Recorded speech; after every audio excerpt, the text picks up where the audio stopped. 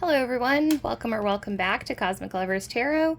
If this is your first time here, it's nice to meet you. My name's Kara, I'm a tarot reader, and today I'm doing an unboxing of the Oak, Ash, and Thorn tarot deck. This is Three Trees Tarot Volume 1.1, and we're just going to get right into it. This deck was gifted to me, so I believe they got it from Temu or one of those other cheap sites where you can get decks very inexpensively. But other than that, I don't know how much it was. I will provide a link to this deck in the description box so you can get it if you're interested. Otherwise, I hope that this video gives you an idea of what the cards look like in the deck, and hopefully will assist you in knowing if you would like to purchase one for yourself. So here's the cover. Given that there's 4 animals here, I'm assuming that these 4 animals will represent each of the suits of the tarot. On the side, 3 trees. Back of the deck says Oak, Ash, and Thorn, beautiful tarot cards with roots in the enchanting natural world. An eco-friendly Rider-Waite-Smith inspired art deck containing 78 tarot cards plus 2 double-sided companion reference sheets, allowing each card to be read intuitively with just the right amount of guidance to support you. Cool. Copyright 2021, made in the UK. So let's get into it. Yeah, that's the same in the front and the back. Okay, so I'm popping the cards out here. Here's the guidebook. General Tarot Instructions for Beginners. Alright, Major Arcana and their divinatory meaning, skill, diplomacy. Okay, so it looks like the guidebook is essentially the same as the Rider-Waite-Smith deck meanings. Certainly seems that way. Now I will say I don't know if you ordered this book from somewhere, or if you ordered the deck from somewhere else, I'm not sure if you would get a more detailed guidebook, because the Temu decks don't normally come with guidebooks. But yeah, seems pretty straightforward here. Also, I think what's interesting is obviously this is the Waite-Smith deck descriptions. A hand issues from a cloud grasping a sword. So I guess it wouldn't necessarily transfer over to this deck in terms of, but that might actually be cool to see the Waite-Smith descriptions. But so just so you know, it'd be the Waite-Smith descriptions in this book. We have the Celtic crossbred in the back for reference. So yeah, just a very, very straightforward guidebook. Now, getting into the cards, we have, all right, so this is the kind of buzzword sheet that they referenced on the back of the deck. So we have the Major Arcana listed here, and as you can see, there's just a few little buzzwords for each card next to it. So I'm not going to go through all of them, but you can see the Fool, Innocence, Trust, and Adventure. This is kind of fun if you're new to tarot especially. I think what would be really fun, well, a few fun things to do. One would be to, and I actually got this as a recommendation from one of my tarot teachers. She recommended that you get a deck that you feel comfortable writing on, and you actually jot down these words on the card so that when you do your readings, you can just see precisely what it is. The other thing that I think would be really fun would be to pull a card either at random, or you can start with the Fool. And when you look at the card, pick one of these buzzwords, like adventure, for instance, and then find something in that card that reminds you of adventure. So link almost like a reminder visual. So for instance, in the Waite-Smith version of the Fool, it shows a guy with a knapsack, or like a bundle on his back, and he's getting ready to jump off a cliff, and there's a little white dog who's with him, right? So you could say, okay, the dog reminds me of trust. because of the trust that's between a man and his dog. Or the knapsack reminds me of adventure because you pack before you go on an adventure. So something like that. That might be a fun exercise. But anyways, this is pretty straightforward. We have the rest of the major arcana here, also very straightforward. Oh, and now we have the same thing for swords, cups, and wands and pentacles. And you know, I just realized that the guidebook did say that they were trying to kind of give your intuition the driver's seat in terms of interpretation. So they may have deliberately not included this guidebook. They may have wanted you to just go, they may not have wanted to explain the cards ad nauseum and rather have you go, oh, okay, Six of Wands, that's victory. And then just kind of let your intuition take the reins from there, which actually, I really like that. All right, so that's that. Well, let's get into it. Okay, the Fool, the little fawn. I immediately thought of Bambi, which I guess is kind of dark, but also the Fool's journey parallels the hero's journey, and often the hero does have to go on alone. That's why so many of the Disney movies that we all grew up with start with someone becoming an orphan. So, but we do have the little knapsack here, so kind of a nod to the Waitsmith. Okay, the Magician is a crow, surrounded by fireflies. It's kind of like intuition lighting your way. Oh, and that's cute. So he has all of his tools, but his... Okay, wait. Oh, the cup is a little acorn, an acorn cap, which is so preciously adorable. And this wand here almost looks like the eye of a needle, which is kind of interesting. Maybe something to think about. I'm going to try to go quickly through this. I have a tendency to make my flip throughs very long because I like to geek out on symbolism. So I'm going to try to go faster here. High Priestess looks like a falcon. I love that it's like carrying a message. This reminds me of the owls in Harry Potter. And these like gorgeous blue flowers, well, purple flowers, but definitely want to look up what those flowers are. Empress is a rabbit and her babies. Oh, we got the little Venus symbol right there. So that's really cute. Of course, mother energy. I love the mushrooms here. Okay, next up. Oh, the Emperor is a stag. Also, I'm getting more Harry Potter energy here because I'm thinking about the Emperor and the Patronus of Harry's dad, Harry's Patronus.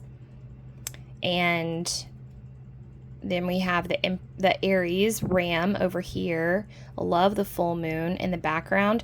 The Emperor is a very masculine card, and so it's really cool to get this like lunar energy showing up in the Emperor card.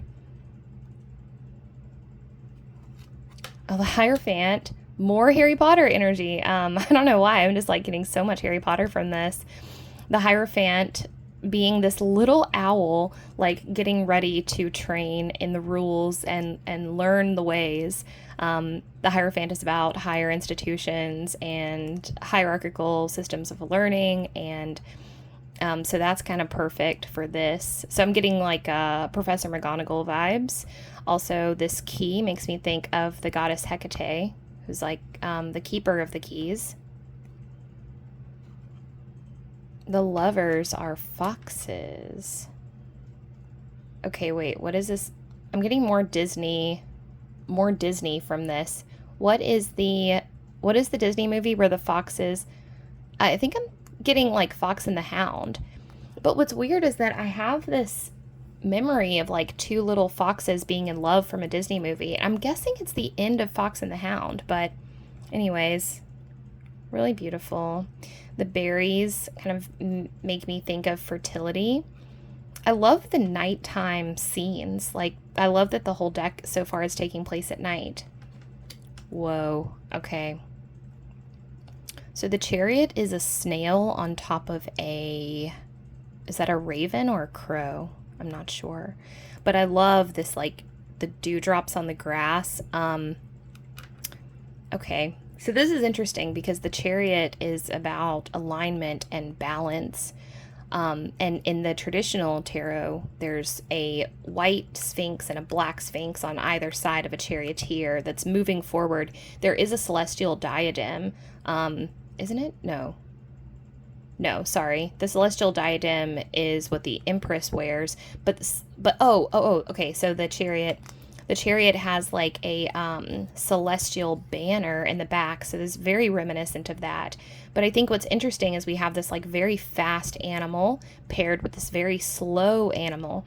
And part of the Chariot's message, at least for me, is that if you're out of alignment, you're still going to go where you need to go. It's just going to be slower process. So this is like, I don't know, it's giving me like tortoise and hare vibes. Like, you may feel like things are moving very slowly, but it's because things are coming into alignment, and that process sometimes takes some time. But even when you're stalling, you're never truly stalled, right? There's always work going on, either under the surface or just in ways that we can't see.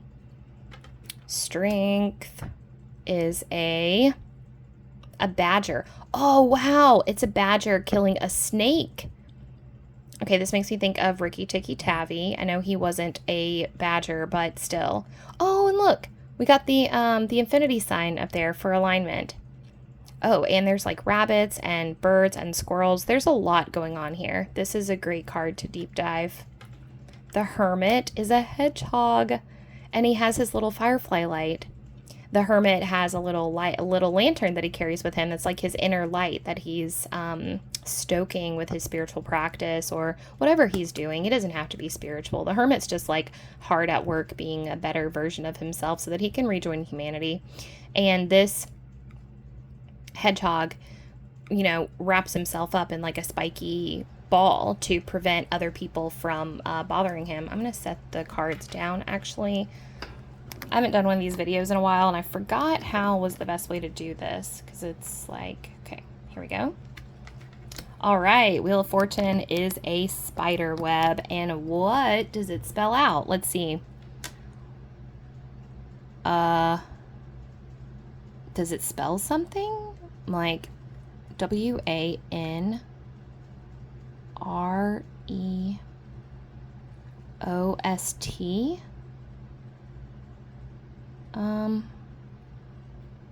Yeah, I don't know. I would assume that would spell something, but okay, so this is giving very like circle of life vibes, right? We've got the mushrooms down here. We've got snail. We've got beautiful flowers. We've got serpent energy. And then there's like the owl with the dying mouse, and all of this is behind or backdropped by this spider web. There's definitely a feeling of like things happening for a reason here. Like we don't really understand the circle of life, but with this card we're being asked to just accept it as what it is.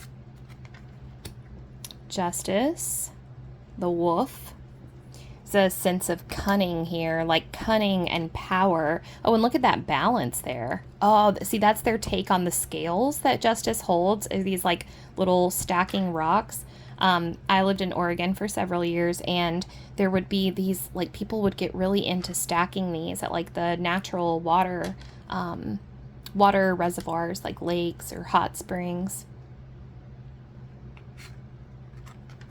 Okay, the Hanged Man is a little mouse out in the rain, and he's like, why am I here? Like, what is the point of this? And I'm just so glad that he's going to be done with this soon, that this is just a momentary time. Okay, so Death is a rabbit looking up at a Luna moth? Like, it's not quite a Luna moth, but I wonder if this is a ghost rabbit. I'm not really totally understanding like the death connotation here. I would have to sit with this for a while to really get the hang of this one. Okay, Temperance. We have the 2 cups. Interesting. So we've got this swan here, and she's like protecting the cups from the onslaught, but also in the traditional Rider-Waite or Waite-Smith tarot, you're being met by Archangel Michael, and he's using 2 cups to create this like alchemical reaction between masculine and feminine energies, or just like opposing energies. And that's kind of what we have here, but in a very different way, because what we have here is almost like a battle between conflicting elements. So there's water coming in this way, and then there's earth coming in this way. But the bird itself is like making sure that those elements are not disrupting whatever alchemical process is going on in here. What this card makes me think of is keeping your seat during times of turbulence or difficulty. So cups representing your emotional state, turbulence being the elements kind of at war with each other, and you as the bird in the middle, or potentially your spirit guides holding you safe. It's like that footprints. When you didn't see footprints, it was because I was holding you. That it's a common like Christian trope. But anyways, if you don't know about it, if you Google like Christian footprints poem, you'd definitely find it. Okay, the devil, we meet the foxes again. I think this is really interesting. That's the same foxes from the Lovers card, and now they are dealing with issues. This makes me think that one of these foxes is dealing with something that's bigger than the 2 of them, and it's causing discord in the relationship, probably an addiction of some kind. Okay, so the Tower is a tree being struck by lightning. And look at that cliff.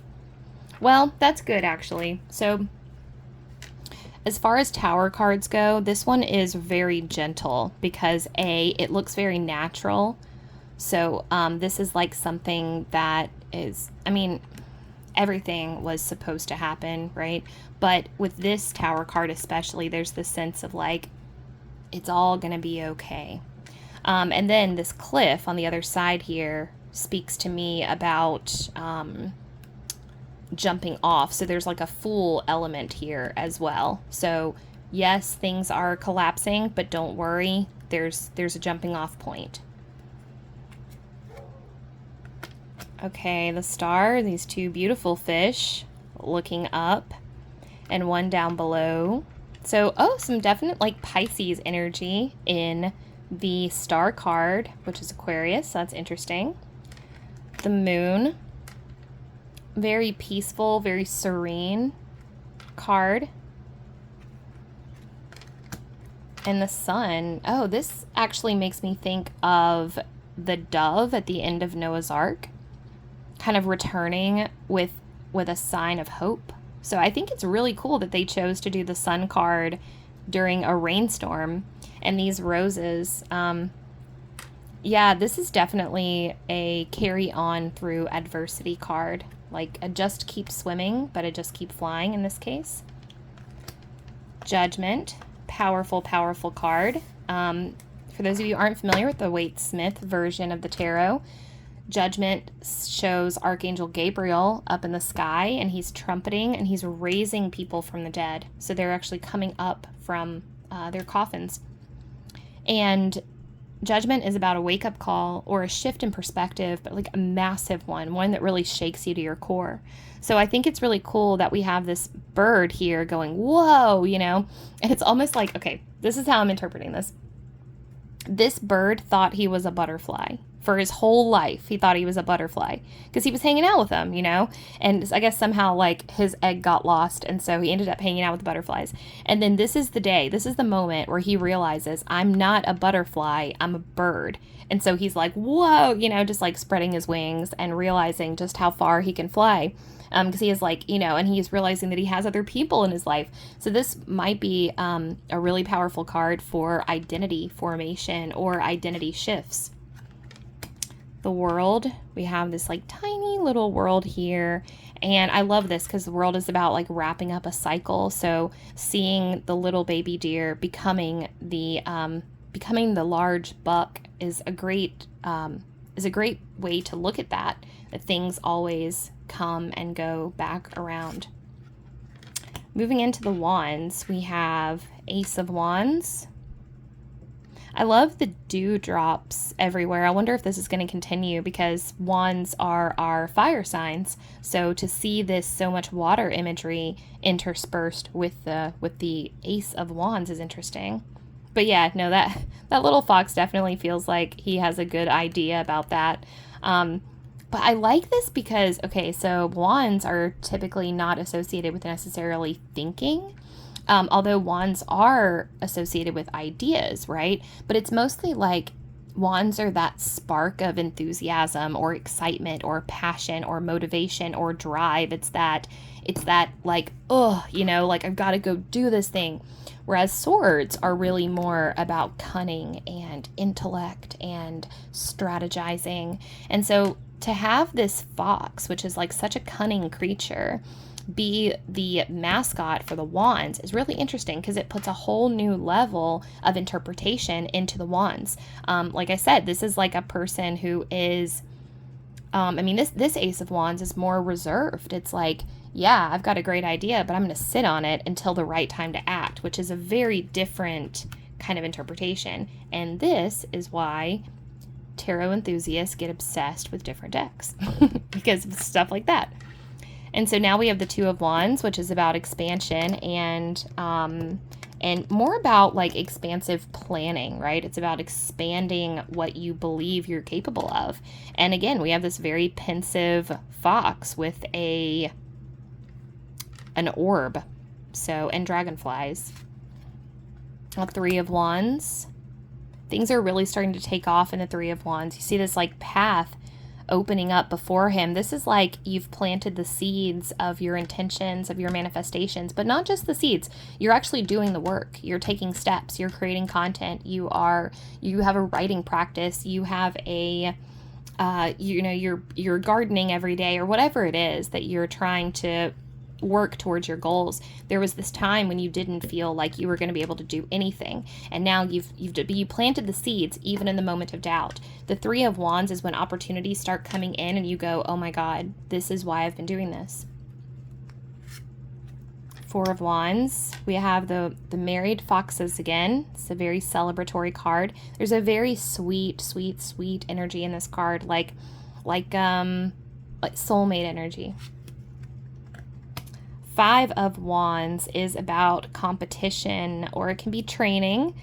This one is very playful. This is one of the most playful Five of Wands I have ever encountered.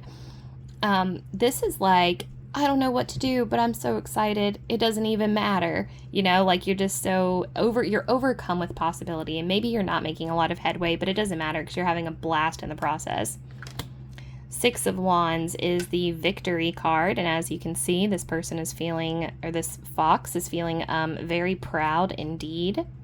Again, you get that aloof kind of intellectual vibe with the foxes, which is so interesting. Seven of Wands. So this is when you're really having to hold your position. You're having to defend yourself against other ideas, which may even be your own. Eight of Wands is such a beautiful energy, man. Eight of Wands is the spring in your step. Things are happening. You're exactly where you need to be. You are in alignment. Things are moving fast. This is in terms of manifestation. This is, I put it out, I get it immediately. And we get this, but the bees here are like indicative of that, about this immense, not only cross-pollination, but fertilization.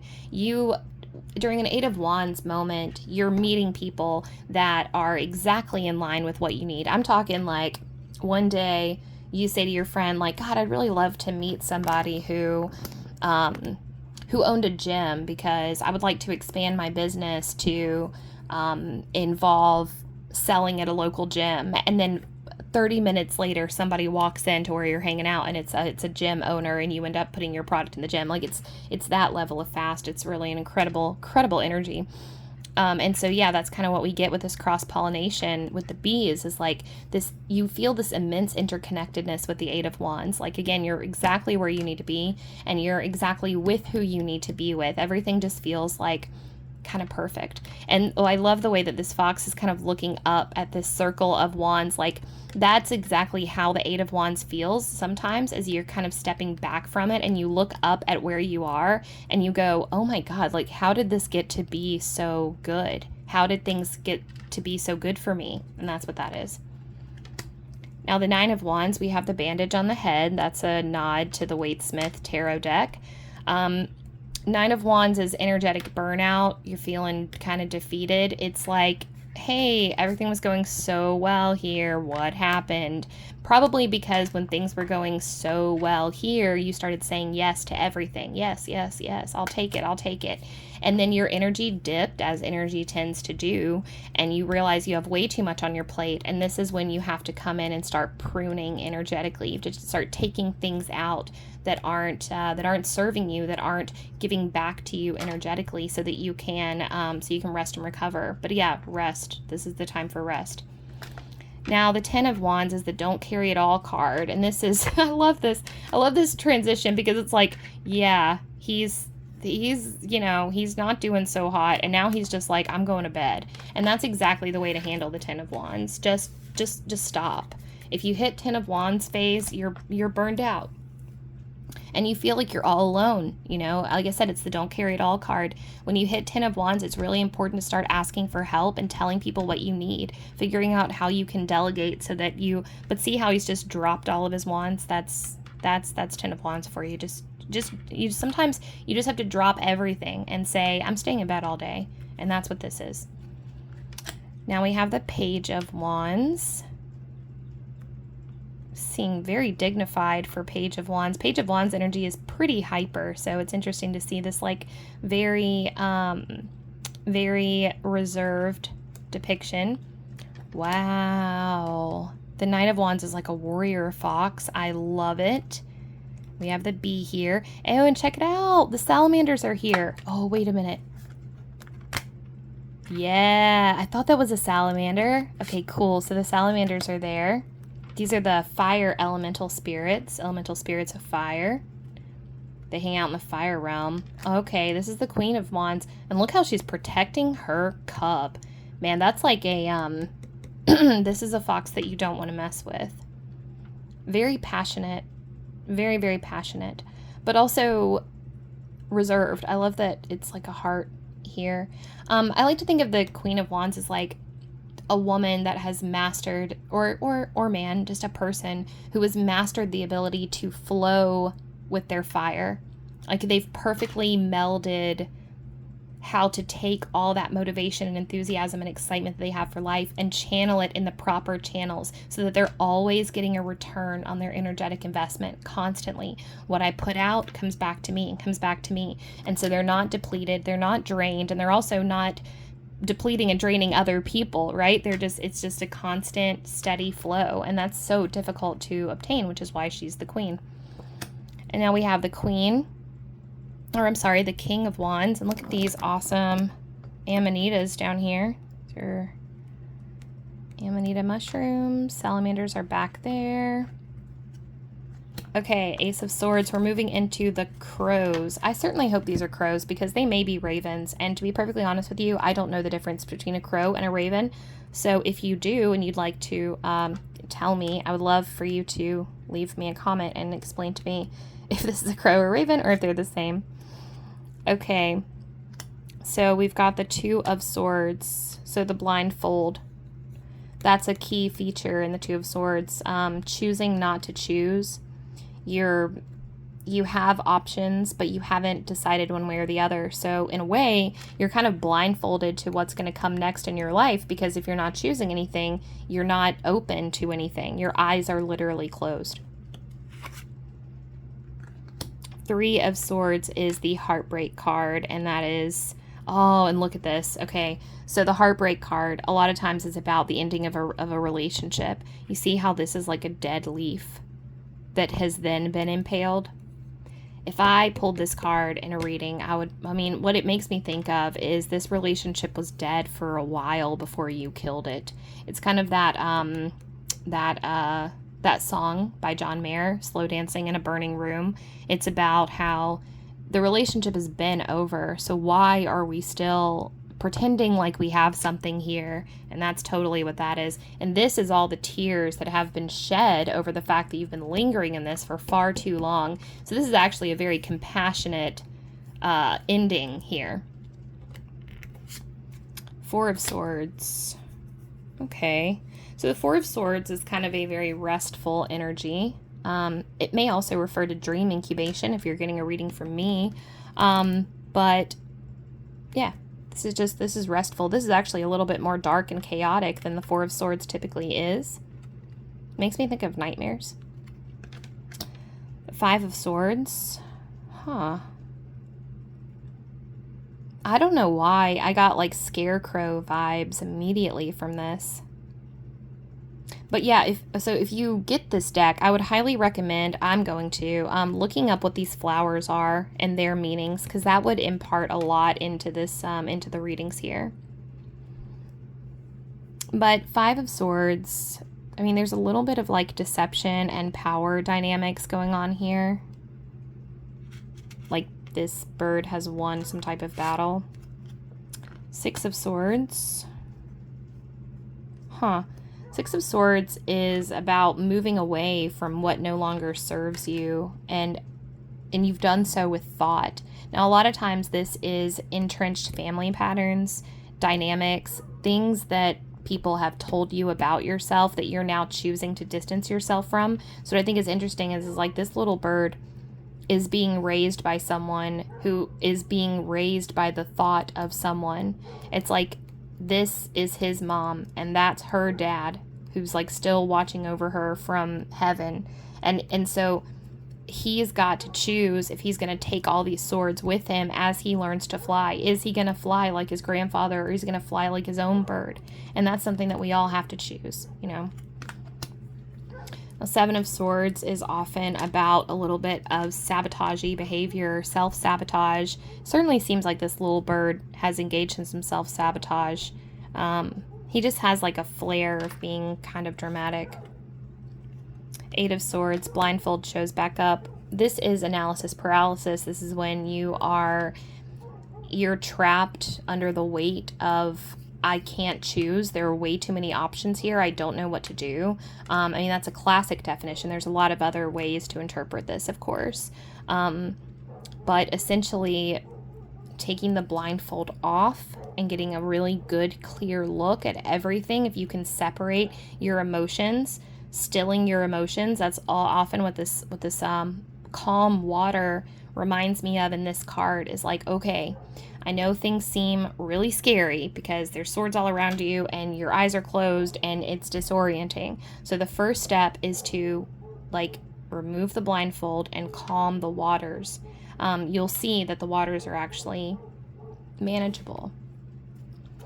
Nine of Swords is a gnarly card. This is a card of anxiety, sleepless nights,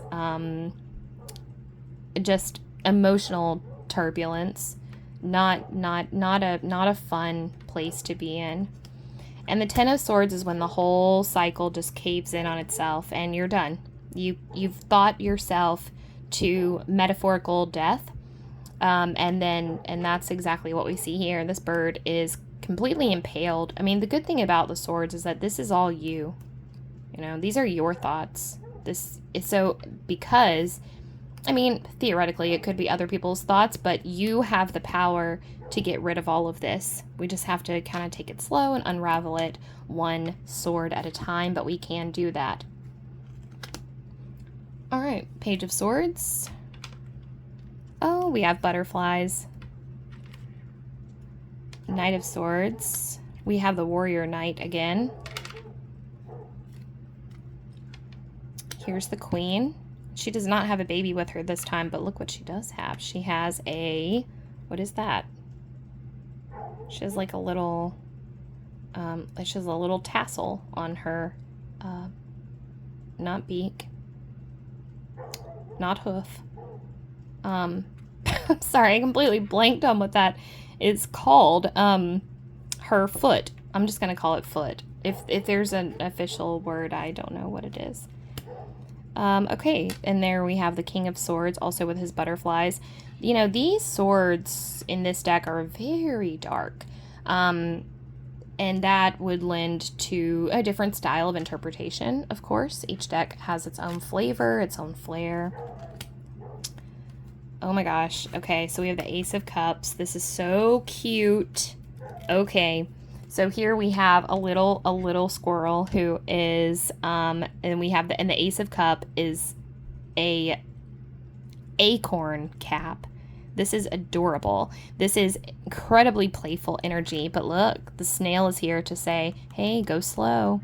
So if I were, more than likely, if this card came up for me, I would say, okay, I see that we're experiencing a birth of a feeling that we've never felt before, right? Because the aces are brand new. It's causing me to question things about myself, because now I'm looking at my mirror, at my reflection in the mirror, and I'm looking at it through the lens of this new feeling that I'm experiencing, and it's making me go, whoa, who am I? Because see, these ripples here are like distortions of my own reflection. But I am being cautioned with this snail here to go slowly with this process. Don't make any snap decisions. And now we have the Two of Cups, where now that these emotions are starting to bleed out into sharing with someone else. This is typically romantic, but it can also be just friendship. And this is like, reminds me of the David, no, not the David. There's like a Michelangelo painting where it's like two men like reaching out to each other. It's very, very common. Three of Cups is the party card. So this is having good times. Look, and these are like absolutely drunk squirrels, like 100% drunk squirrels. Now we have the Four of Cups. Okay, so the Four of Cups is when the universe is trying to get your, well, this is one definition. It's when you're not really paying attention to what's going on around you, and the universe is trying to get your attention by, like, literally, it's one of my favorite cards. It's so funny. There's like a cloud coming down, and he's like trying to give the guy his cup, and the guy is just like completely not paying attention. Like, he's like, no, I'm good, I've got these other cups. And this squirrel is like embodying that to such a degree that it's amazing. He's like, nope. I will not accept the love that the universe has for me. And so look, there's like all this playful, like the butterflies are having a field day, and this is like, and that squirrel's just refusing to participate. So I love it. Okay, Five of Cups. Aha. So the Five of Cups is the no crying over spilt milk card. This is, you have two perfectly fine acorns up here, but you're choosing to look at the three that are broken. Why would you do that? You just need to shift your perspective. So with the Five of Cups, things are always a lot better than you think that they are. A lot better. Six of Cups. Okay. This is kind of like, this is really sweet. This is sharing sweet times. This is like a family reunion of squirrels. Six of Cups is about nostalgia and old memories. Seven of Cups is about so many options. What do I choose? And you see how each one has something totally different in it. And some are, you know, you can't, it's kind of hard to tell what's in them necessarily. We do still have the snake. I don't know what that is, or that. So some of them are mysterious, but this is a card of having options. Now the Eight of Cups, this is about, it's time for me to go find myself, or it's time for me to go find something else. It looks like everything's fine here. I have what I need, but I still need more. So I'm going to go out under the cover of darkness and search for the missing part of me.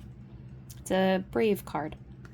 Nine of Cups is, I always call this the that's my story and I'm sticking to it card, but really it's just it's contentment, as you can see. This is a very happy squirrel.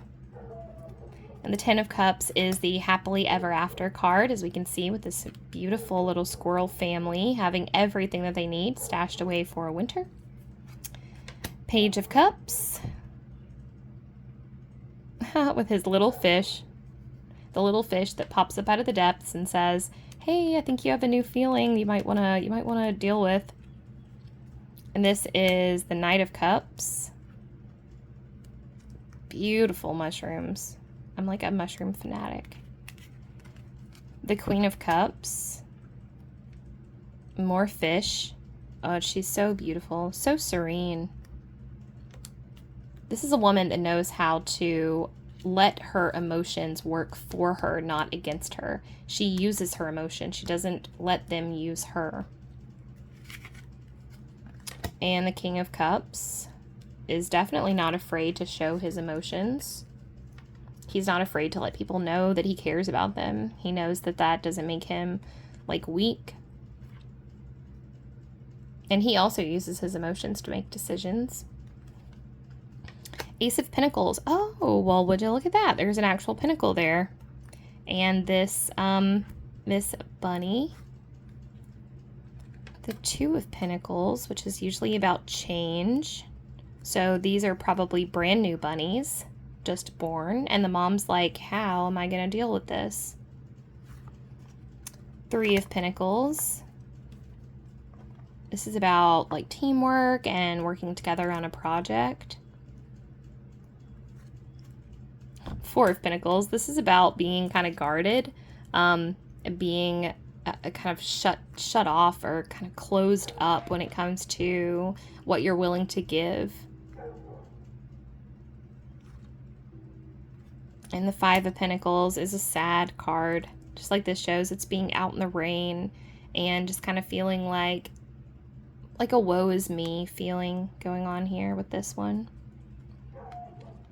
Six of Pentacles is about how am I going to give, who am I going to give to. It's allocating resources, time, money, etc. I feel like these birds are like coming to the banker bunny to ask for a loan, and he's trying to decide if he's going to give it to them. He's like, what collateral are you offering? Seven of Pentacles.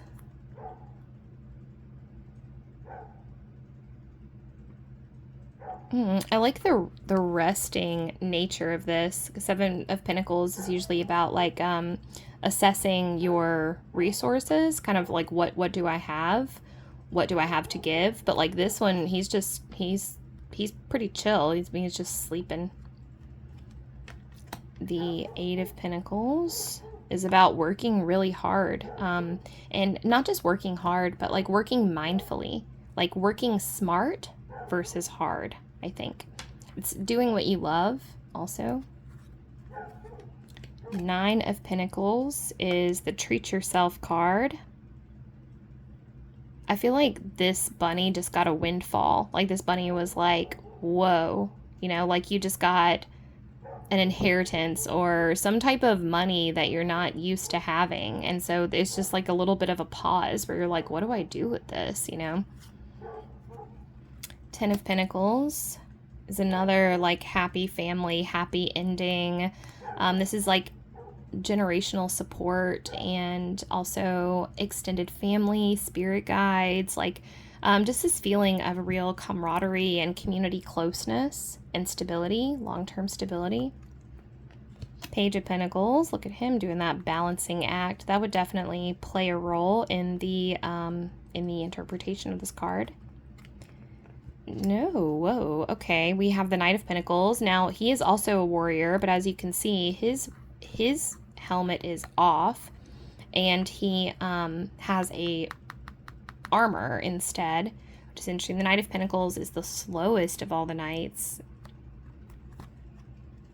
Queen of Pentacles. Now, what's interesting is that in the Wade Smith version of the tarot, the Queen of Pentacles does, in fact, have a bunny with her.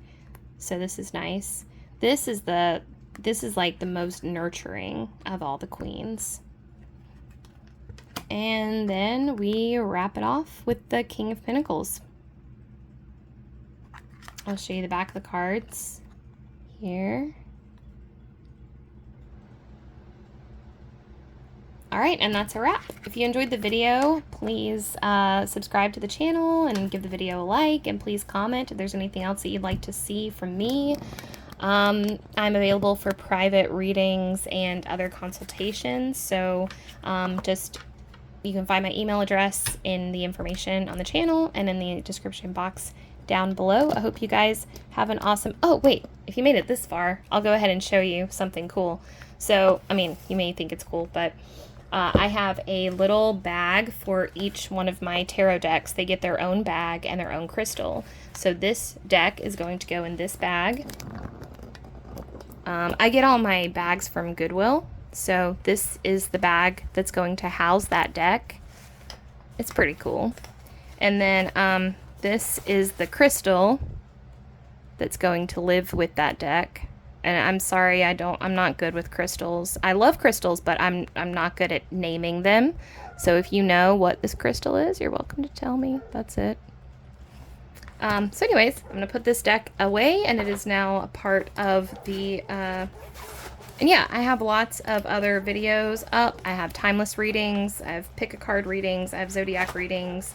I post shorts every day, so hopefully I will see you around. Bye!